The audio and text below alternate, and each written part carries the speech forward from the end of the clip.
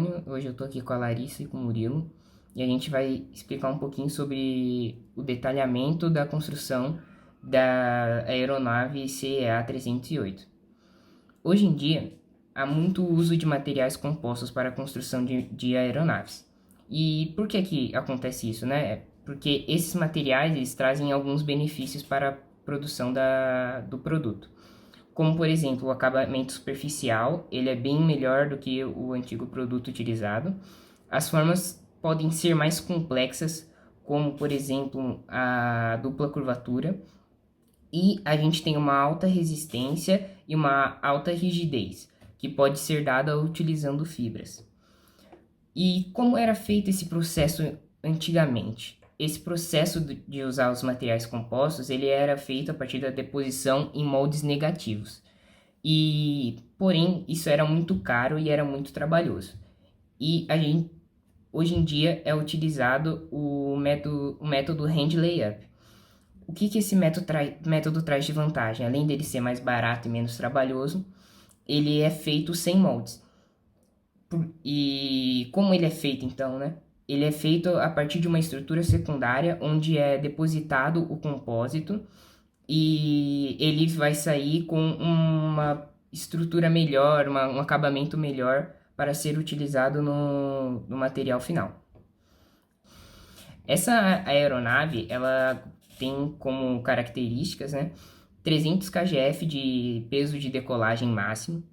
Ela é uma aeronave de motopropulsor pistão hélice e pela FAI ela é categorizada como uma nave C1A.0.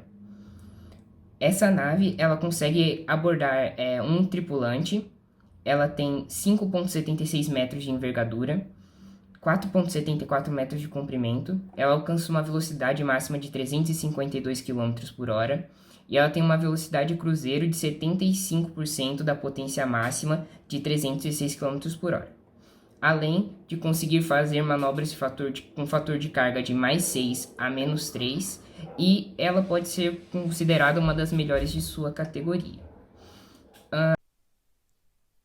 Dando continuidade ao que o Antônio falou, eu vou explicar agora um pouco mais sobre a estrutura da aeronave e a manufatura dela. Aqui eu tenho uma vista da seção transversal da longarina tipo caixão, onde as mesas de tração e compressão são madeira de freio e o contraplacado é feito de madeira de balsa. Ambas as madeiras são madeiras que são de densidade baixa, relativamente falando, e de alta resistência. Aqui temos a estrutura da aeronave sendo construída.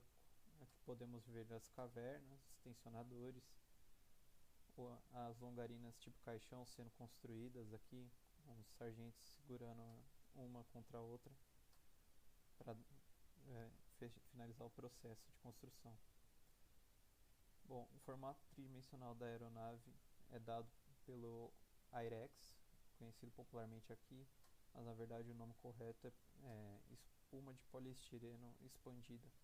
Ela tem diversas densidades e diversos formatos, mas comumente vendida no Brasil com a espessura de 3 milímetros.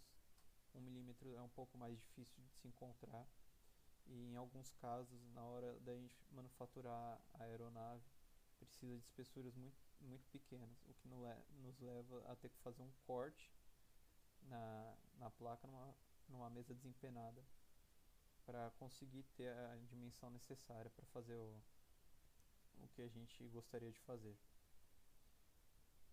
A gente usa um isopor para dar o formato que a gente quer, colocando atrás do isopor, aqui não dá para ver, mas tem a gente utiliza o isopor para dar o formato que a gente quer da aeronave, para depois aplicar o Airex junto com a resina epóxi e a fibra de vidro. Então, o formato da espuma, a gente coloca atrás fitas adesivas para ajudar a tracionar na hora depois que eu fizer esses sulcos, porque eu não quero que essa espuma quebre. Eu quero que ela dê um formato radial, um formato circular, sem sem que ela perca o formato que eu quero, ou que ela chegue o mais próximo possível.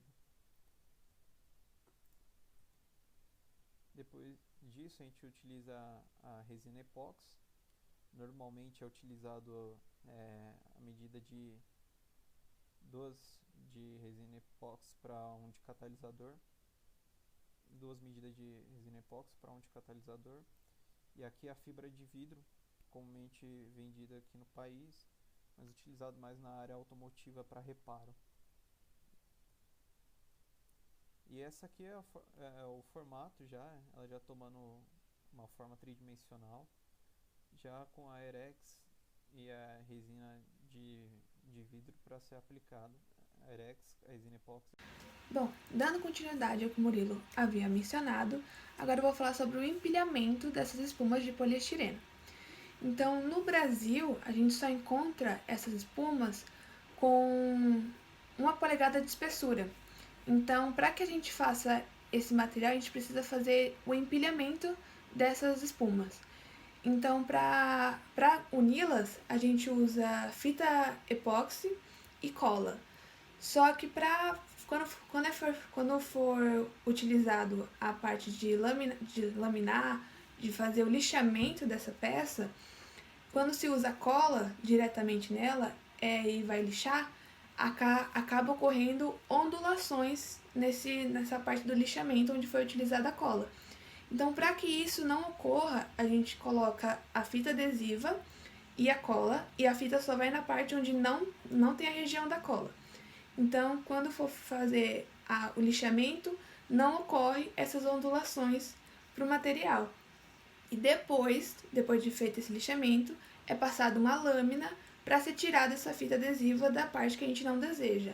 E assim o material, esse bloco de espuma, faz o trabalho ser desejado. Bom, a confecção de bordas de fuga é de um difícil acabamento, pois precisa de uma alta rigidez, de uma espessura mínima e não pode ocorrer ondulações nessa borda de fuga.